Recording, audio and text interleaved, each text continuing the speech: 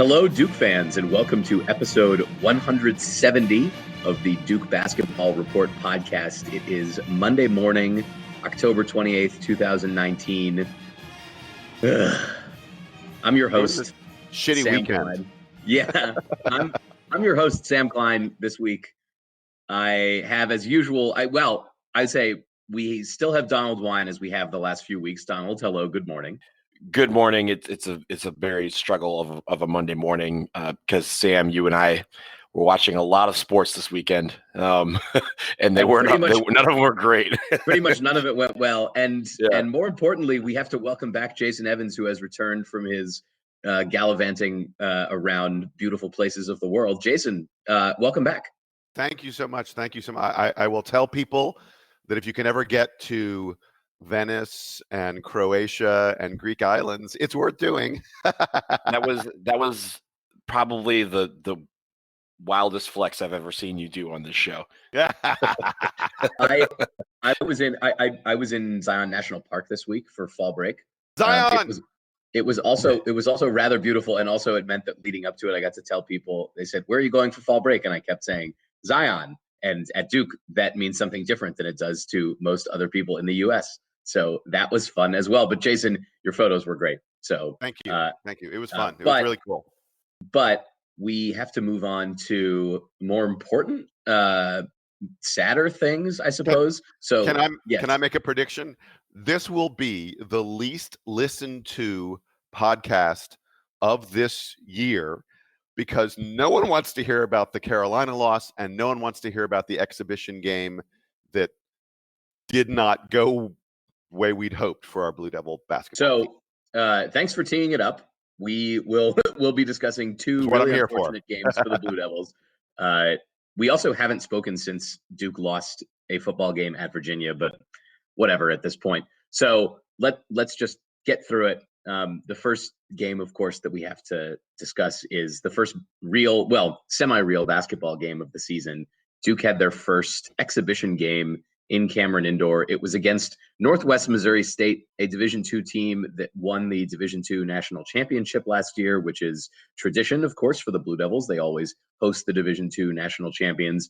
And Duke eked out a 69-63 win. So when we talk let's be clear, because everyone looks at the final score. Not a lot of people could see this game because it was on ACC Network Extra, which is only available to 7 people in 3 different states, I believe. Even though the final score was, like less than 10 points, Duke led by 20 with 5 minutes to go in this game. They led by 15 with 2.5 minutes to go, and then Northwest Missouri State bombed away like 3 or 4 threes down the stretch. But still, leading by 20 isn't even that good. So anyway, but it wasn't as close as the final score indicates.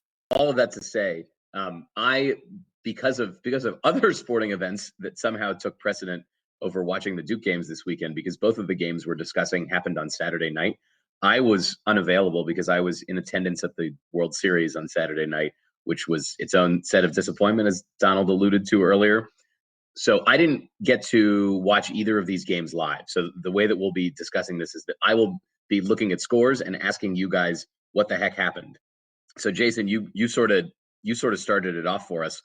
What happened against Northwest Missouri State? I see that Duke's 3-point shooting was poor. I see that Northwest Missouri State was basically just chucking threes the whole game. Is that kind of the story here? And is that the classic exhibition game, tall team versus short team situation that went on? Yeah, I mean, I think you can probably count on one hand the number of shots that Duke hit outside of about 5 feet or so from the basket. Folks, if you could not see the game, you can look at the shot chart on Go Duke has a link to a box score, and you can look at the shot chart. Duke was pretty much either shooting layups, shots within 3 or 4 feet of the basket, or missing. Almost everything we took outside of a few feet from the basket was a miss. That's just the reality. I mean, the only guys who hit 3-pointers were Cassius Stanley and J-Rob, Justin Robinson, who you figure Justin Robinson probably not going to play a ton this year, 10th, 11th man.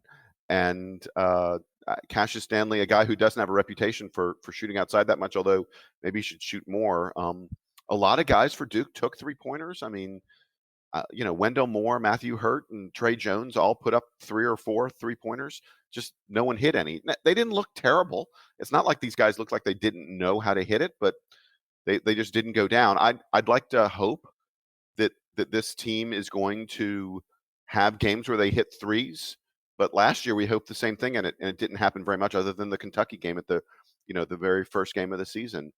I will say on the good side that they figured out how to score points without getting buckets on the perimeter. I mean, Matthew Hurt, who has a reputation as a guy who can hit 3-pointers, recognized that he could use his size and score in the paint relatively with ease. Now, he had to contort. I was impressed. He had to really contort his body around a lot to get his shoulders square to where he needed them to be to make the shot. But I thought he finished really, really nicely in the post. But aside from him, I didn't see much offense from other guys. I mean, Duke would score off of steals. Wendell Moore scored all his baskets off of steals. Trey Jones got pretty much all his baskets off of either steals that he got or someone else got, or a breakaway in some way. He had a couple backdoor cuts, but and Trey actually had one jumper from the elbow. But everything else he made was inside of 4 feet, and it's concerning. It's certainly very concerning that Duke again seems like a team that isn't going to hit many shots outside of the paint. And I don't know that we have anybody like – actually, wait, I'll be clear. We don't have anybody like Zion or RJ who are going to get to the basket and get those shots in the paint the way those two guys did. I'm worried, but I'll say this. For the past few years, I feel like Duke has come out of the gate really strong. I mean, remember, last year we blew the doors off of Kentucky, and everyone we had to do a special show for it because it was so overwhelming. Yeah, and we basically just laughed through the whole thing. Right. 2 years ago, remember we came out and we won that Nike tournament. I forget what it was called, but it was like the PK80. The Phil Knight. Thank you. The Phil Knight tournament, which was that impressive field, and it was all those games. Wasn't that the year all those games were way down, and then we'd come back and win in overtime and stuff like that? We started out the year so strong, and I feel like the year before that, I don't remember exactly what happened, but in recent years, I feel like the best Duke team has been a team that we saw in November or December. It'd be kind of nice. Maybe this year is the year that the best Duke team we will see will be in February and March. That'd be a good change, if you ask me. So we're following the Michigan State plan this year, then, where I'll take I feel like Tom Izzo's developed that reputation for losing all these games early, figuring it out in Big Ten play, and then all of a sudden being a 2 seed or something. Perhaps that's the way that Duke is going. Donald, what else did you see from this game against Northwest Missouri State? Well, Jason talked about the 3-point shooting, and I thought that was one area of primary concern. The other one was at the free throw line. We were 13 for 22. Obviously, down the stretch, we actually did hit some free throws to kind of keep the game, out of reach. But I think one thing that's going to be concerning is the fact that we can't make them during the game. 13 for 22 is not a good free throw percentage. It's 59% from the line. And when we go up against these bigger teams or better teams, and you have teams that are going to try and foul people like Vernon Carey and Wendell Moore and Javid Delorier, instead of letting them get dunks, they're going to have to earn it at the free throw line. If they can't do that, then we're going to be in a lot of trouble, because that's not only points missed out on, that's also momentum that we don't get from them having to adjust to actually defend somebody. So that was an area of primary concern. I will say that, Sam, I think when you went to the media day, you mentioned that Coach K had talked about Matthew Hurt and how he might be the most ready of the freshmen. And he seemed to be that guy that was ready, at least for, a game where we're playing a different opposition other than ourselves. 17 points. He was 8 for 16. He kind of did a little bit of everything. And I think that is something that's, I want to point that out because A, it was very nice, and B, I think that is going to be that versatility is going to be necessary, especially in the early season when we're trying to find who we're going to turn to for points. So I thought that was good. And finally, I think spreading out, looking at the minutes played, we've talked about the kind of rotations and stuff. Vernon Carey, who we expected to be in the starting lineup, only played 10 minutes. And I don't think that's a cause for concern in itself. But I do think it was interesting that the one guy that we thought was ready to go, and the guy that was probably a surefire starter along with Trey Jones, that he had the fewest minutes of any of the starters. And there are 4 or 5 guys off the bench that had more minutes than him. Perhaps that is Trey Jones still coming back from the injury. So I don't know if they talked about that. He meant Vernon Carey had. Oh, Vernon Carey. Yeah. He can't explain that very much. Well, it was a function of matchups. I think that, I mean, it seems sort of silly to say Coach K was playing to win. I mean, he always plays to win, even in a D2 exhibition. But Northwest Missouri State was spreading out the floor. It was not the kind of game that Vernon Carey was going to be able to be an effective defensive player. And he committed like 2 or 3 offensive fouls early on in the contest. And I think Coach K sort of went, this isn't a game that is his kind of game. Matthew Hurt, on the other hand, is able to go inside and score especially against smaller teams, the way Vernon Carey could, but Hurt is able to play perimeter defense and play defense in a way that allowed him to be effective against smaller players. And so that's why Hurt stayed in the game and Carey did not. So, Jason, did you have any more notes on Northwest Missouri State before we move on to the football? Yeah. I did very quickly want to say, amid all the doom and gloom and concern about this team, I was impressed with the defense. This is a team, usually a lot of freshmen would seem to be lost on defense, and I didn't think that was the case at all. And I want to mention Jordan Goldwire, who, this is a guy who came to Duke the opposite of highly touted. Basically was an afterthought recruit, not even a top 200 recruit, and he's turned into a major league D1 defensive player. He had 4 steals in this game. He's a guy who just knows where to be on the floor. And I think that when you put him and Trey Jones and Wendell Moore together on the perimeter, which I think you're going to see a lot of, it is going to be a really fierce defensive unit. Those guys combined for 9 steals in this game. And as I mentioned earlier, steals leading to layups is how Duke got a lot of its offense in this contest. Now, I know we're playing against D2 players, but Northwest Missouri State is a really, really good Division II team. I think I read someplace they've won, I may be wrong about this, I think I heard that they'd won like 200 out of their past 205 games or something like that. They went undefeated last season. Yeah, they're really good for Division II. This is, I don't know how they do as a D1 team. I don't know if they're a 500 D1 team or not. I guess depends on what conference they'd be in and stuff like that. But they're not just tossing the ball away. And I thought we did play good, smart defense. We did not allow them to get easy shots. They were raining threes, but they had to earn most of them. And, we've seen, I mentioned earlier about Duke teams that peaked early. I think a lot of those Duke teams were really good on offense from the start. I think this is a Duke team that's going to be really good on defense from the start. Donald, any more to add on Northwest Missouri State, or would you like to move on and maybe look ahead at the next exhibition and talk about sort of what you're looking for from Duke in that game? Let's move forward. And I think when we talk about the game on Wednesday night, I want to see a team that kind of goes out and kind of we see some improvement in the sense that they're starting to put some of these things together. The rotations are going to still be kind of wild and loose.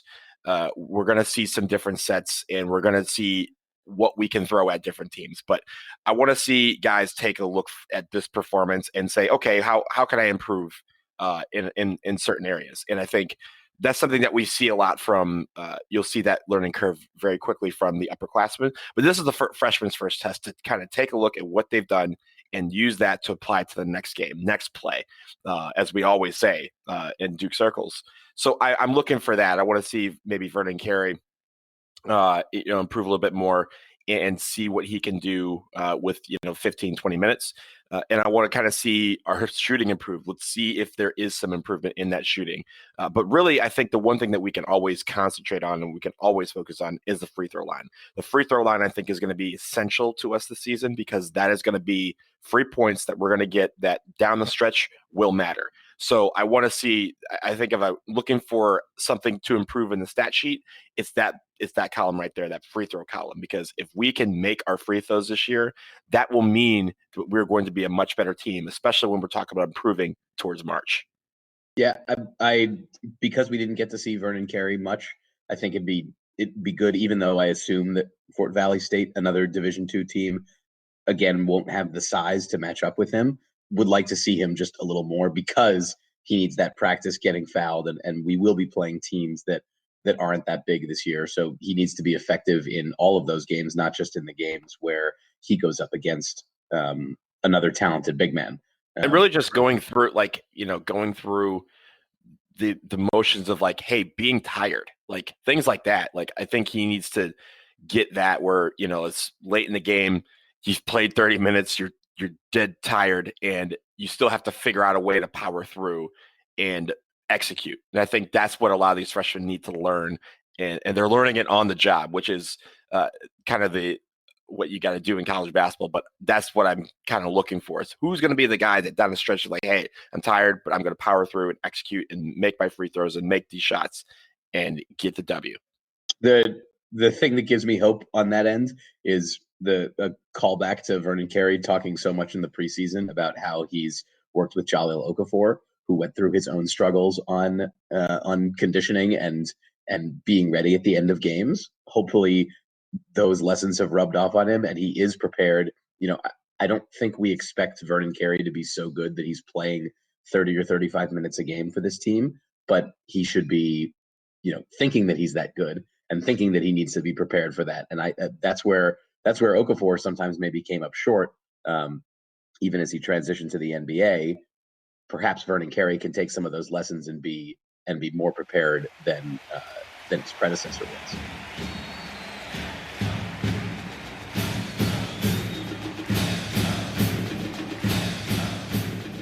This episode of the Duke Basketball Report podcast is brought to you by the fine gentlemen of Bird Campbell, PA, with business law offices in Florida and in Texas.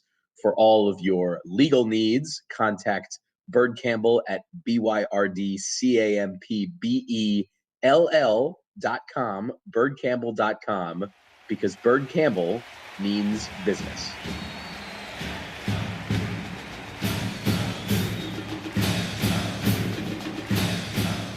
All right, we will move from the disappointing basketball win to the, more disappointing, less disappointing football loss. Duke played their longtime arch rivals, North Carolina, on Saturday evening in Kenan Stadium. And unfortunately, this is the year that Duke has given up the victory bell. We had held it for the last 3 years, but Carolina has it back now. It was a 20-17 win, and there were some strange coaching decisions in this game. Donald, can you walk me through what happened at the end there to lead to the Tar Heel victory? Yeah, so we got to talk about the last play, obviously. Oh my God.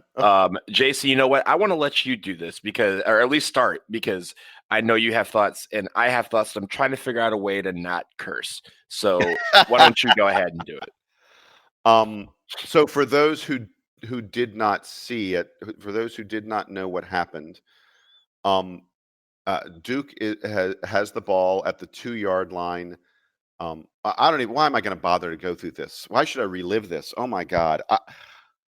We threw an interception. Our running back threw an interception to North Carolina's former quarterback. What are the odds of that happening? And former quarterback who was previously a Duke commit, Duke recruit. Yes, Chaz Surratt. We shall not mention his name again. I'll say this: I'm baffled. I don't understand why we ran that play, but even more than that, I don't understand why we ran that formation. So the situation is there's around, I think it was like 13, 14, maybe 15 seconds left. It was like 17 seconds left. Was it 17? Okay. Yeah. With that amount of time left, there's very little chance to run the ball. Everyone sort of knows that you have to pass it because Duke does not have a timeout. And if there's a big pile, the Carolina guys are going to be pretty slow to get up, and you run the risk if there's a big pile, especially like if a guy's churning his legs and trying to get forward and he gets held up for a couple seconds. It could happen that you don't get a chance to get a formation where you can spike the ball and get your field goal unit on the field to kick the winning field goal. So everyone knows a pass has to be coming. So Duke comes out with a formation where we had one guy, split out wide, one wide receiver, but we had, I think, 3 running backs behind Quentin Harris. We packed the box. There were 10 Duke players and 10 North Carolina players, all within a 4-yard space of each other. And in that mass of bodies, you asked a non-quarterback, you asked a running back to throw the ball through all those arms and legs and everything else and get the ball to our tight end. I don't understand why we were in that formation. Spread it out. At least pretend like you have the option to pass the ball, like a legitimate pass. And by spreading it out, at least there's more room for guys to see what's going on. I thought it was a terrible, abysmal play call. There are only certain plays that prevent you from having a chance to win that game, and we picked one of those plays, and that's incredibly tragic. I'm bitter. I sit here. I wish people could see me. I'm like contorting around. David Cutcliffe and his coaches know more about football than I do. I'm abundantly clear about that. They have lived this. They have breathed this for decades in ways that I can't even begin to imagine. So I guess they're smarter than me about it, but Jesus, that was a stupid play call. And it was a stupid formation, and it didn't fool anyone. Everyone knew you had to pass the ball. Chaz Surratt said after the game, we expected them to do a jump pass or something like that. You finally really nailed it, though. Here's the worst thing about that play.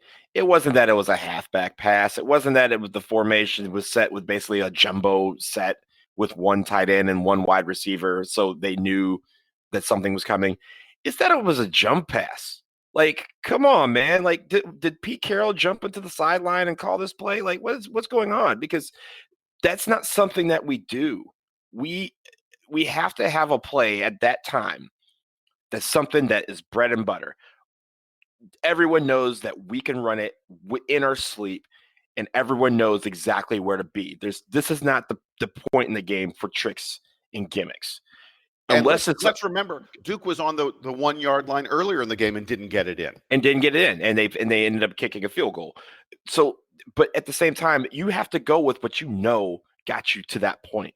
You don't go with, hey, let's try something. This isn't Philly special time. That didn't occur at the last 14 seconds of the game. Right. There's no time left in the game, which is the problem here. Yeah, and they should have, 17 seconds or whatever it was. I think it was 17 or 18 seconds when the play started. That's enough time if you do it right for 3 plays. To go out, find a wide receiver or somebody, you see nobody's open, throw it away. Try it again. Do it again, try it again. If there's nothing, you throw the ball away and you bring on the field goal unit and kick the field goal and go to overtime and take your chances there. But to do a gimmick play at that point, that's something that obviously our team had not done much before because they were very skittish in actually executing the play. I'm probably sure that UNC was probably like, what the hell are they doing when they line up with 3 running backs, knowing, just like Jason said, that pass has to be an option. Exactly. And those sort of things are what's mind-boggling because, like you said, Jason, we obviously are not coaches. And I respect the hell out of Coach Cut, but I don't understand that last play. I don't understand some of the other plays obviously during the game. But when we look back at that game, that play was designed not to win the game, but to be a legendary moment in this rivalry. And it fell way short. We should have just gone for the win. It was a legendary moment, but for the wrong side. For the wrong reason. Yeah, exactly. One thing One thing that really quick, Sam, and then I'll let you go. Donald, you pointed out that you were talking about the fact that whether we were, that's the kind of thing we do, and whether we were practicing it and such. Coming into this game, there was something that I identified that I was like, I'm a little worried about this. So Riley, one of the posters on the board, Riley, who's an excellent poster, had posted Duke's margin of victory or defeat in all their previous games. Against Virginia Tech, we won by 35. We beat NCA&T by 32, blah, blah, blah. And then our worst losses where we lost to Virginia by 34, Alabama by 39. I bring this up because I looked at his list of all the games we played this year, and the Pitt game, which was a 3-point loss, is the only game under 17 points this year. Coming to this game, Duke had played 7 games. Only one of them had been decided by less than 17 points. And let's remember that Pitt game, it really wasn't that competitive in the fourth quarter until the very, very end. Duke was down by a lot, and we came back late. So Duke hadn't played a game with the game on the line in the fourth quarter all season. UNC, on the other hand, this Carolina team, they've been in nothing but close games. They had played 7 games decided by 6 or fewer points. Each one of those 7 games was decided in the final minute and a half. I mean, like, when we're knocking on the door with a chance to win or lose at the very end of the game, we're like, oh my gosh. And UNC was like, yeah, been there, done that again, and again. Now, I'm not saying, I wish Duke had played, closer games against Georgia Tech and NCA&T and Virginia Tech. I love beating the pants off of those teams. But this was a Carolina team that was not going to panic, and a Duke team that I think may have had a little bit of panic in them. I think it's an excellent time for Duke to be having their second bye week coming up, because this loss, this one being the close loss, and then the really awful loss the week before against Virginia are sort of indicative of the range of issues that this team might have, particularly on offense. I feel like, I got to see the first part of the Carolina game, and it just felt like either the offense was tipping their hand or they were being too predictable.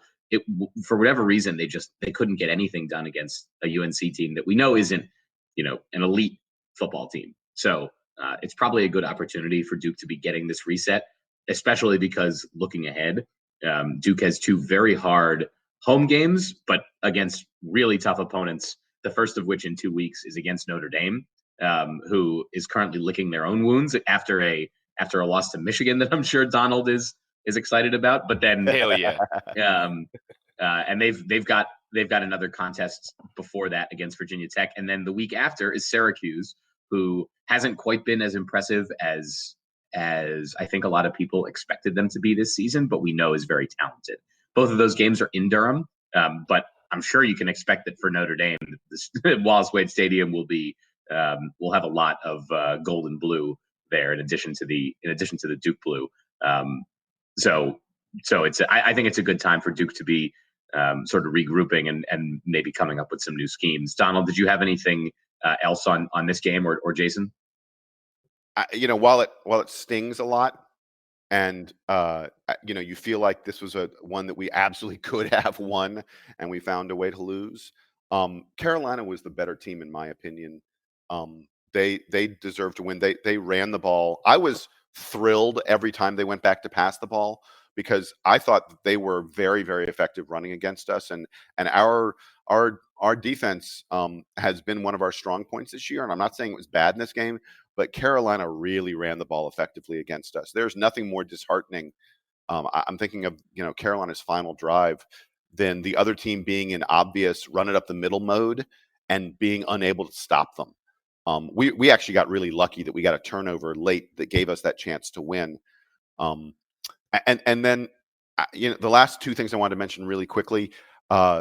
Duke, even though we're going to lament the final drive that ended up in the interception, the reality is Duke had 3 other possessions in the fourth quarter, 2 of which started basically at midfield, like at our own 45. And we gained a total of 5 yards of offense on those other 3 possessions. These were with the game tied.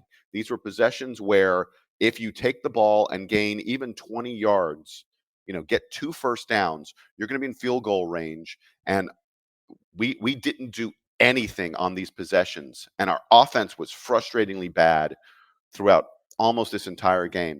And then the last thing was, just to prove to you guys that I listened to your preview, Donald, you talked about in the preview, you talked about holding on to the ball. And this is now in Duke's 3 ACC losses, we have 14 turnovers. We have 0 turnovers in our 2 ACC wins. We've got to find a way not to throw interceptions and fumble the ball. It's a killer because our offense, to be honest, isn't that great anyway. And for us to be giving the ball away the way we did in this game again is fatal for this team. So I will end with something a little bit positive in the sense that when we look at this, despite the last 3 weeks of just kind of being kind of abysmal, we still have a shot to win the Coastal. We still have a chance to become bowl eligible and go to a pretty decent bowl game. What we have to do, like you said, Jason, we got to stop turning the ball over. We have to be more consistent on offense. And I thought defense is actually pretty decent for most of the game. And they just had a couple of errors here and there, but things that can be changed. If this team can turn it around, there's still a whole month. I mean, we have the bye week, as Sam said, and then we have a whole month of football left. And 2 of those games, I think, are very difficult in Notre Dame, and even Wake has been playing pretty well. But you also have Miami, who has been very inconsistent, and Syracuse, who has also been inconsistent. Those are 2 winnable games, in my opinion. If we could get those 2 and maybe, surprise some folks against Wake and maybe Notre Dame, this team can still go to a good bowl game. This team can still leapfrog some teams and maybe contend to win the Coastal. These are still things in play here, but they have to play like it. That's the bottom line. And they know that, which is the good thing, is that they have this time to recoup and think about it. But yeah, it's been I don't know if this reminds me exactly of a couple seasons ago when they went like 5-0 and then lost 6 games and then won their last 2. Like, they were sort of this weird season of segments, but perhaps it's shaping up like that, and maybe there's that turnaround is coming up soon, but we shall see.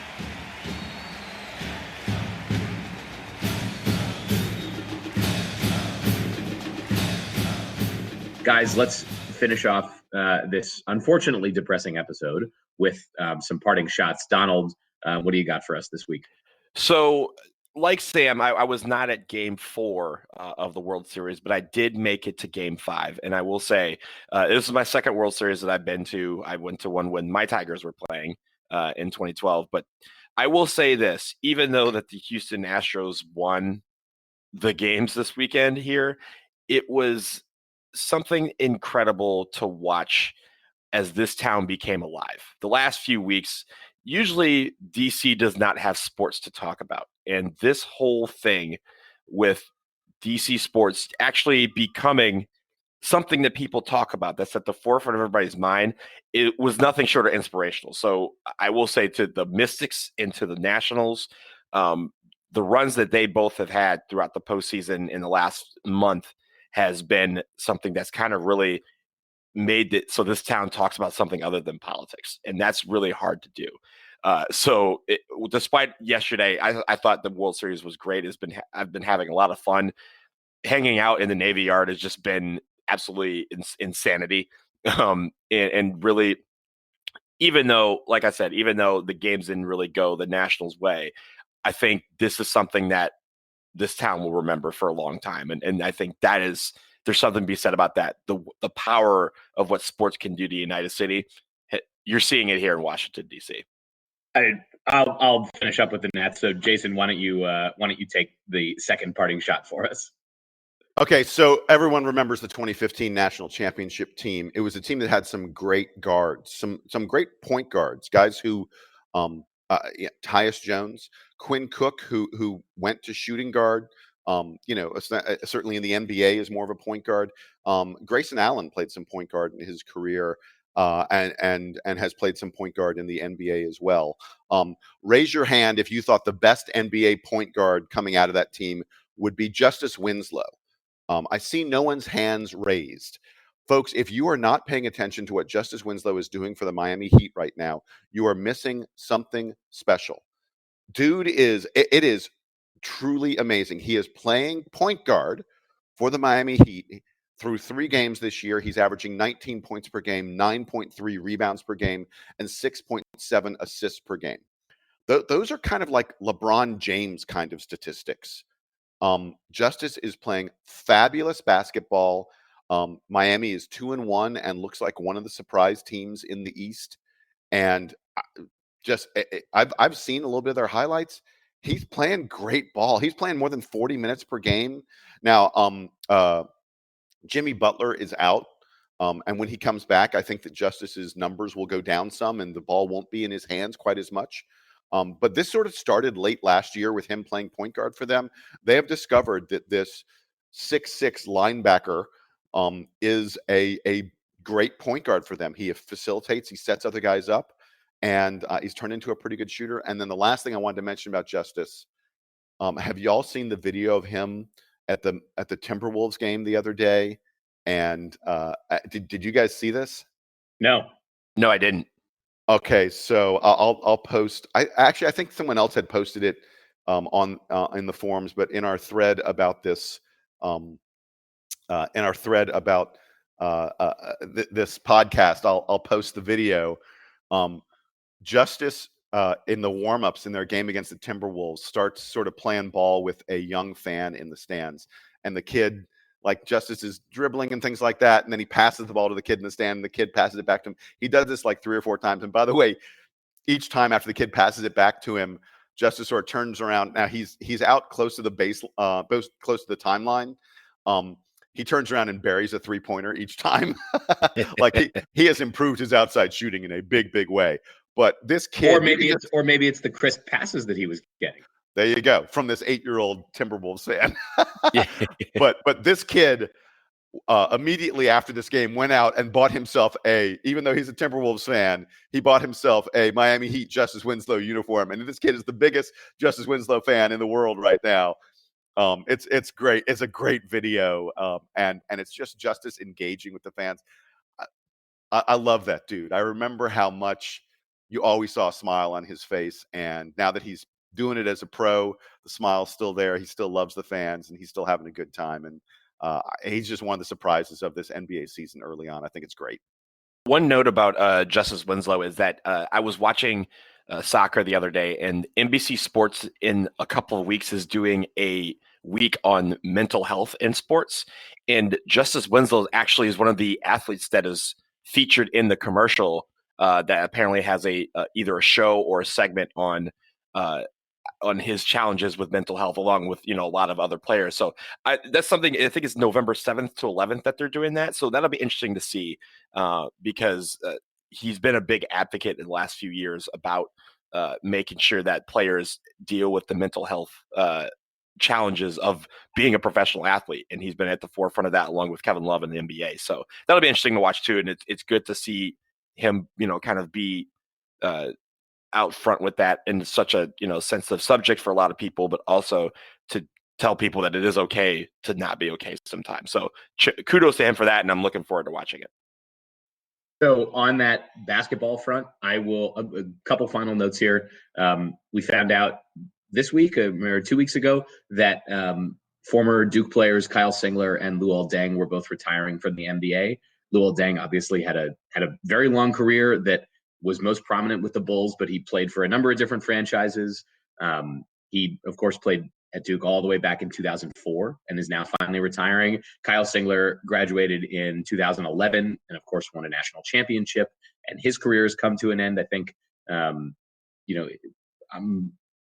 honestly surprised that his career wasn't more successful.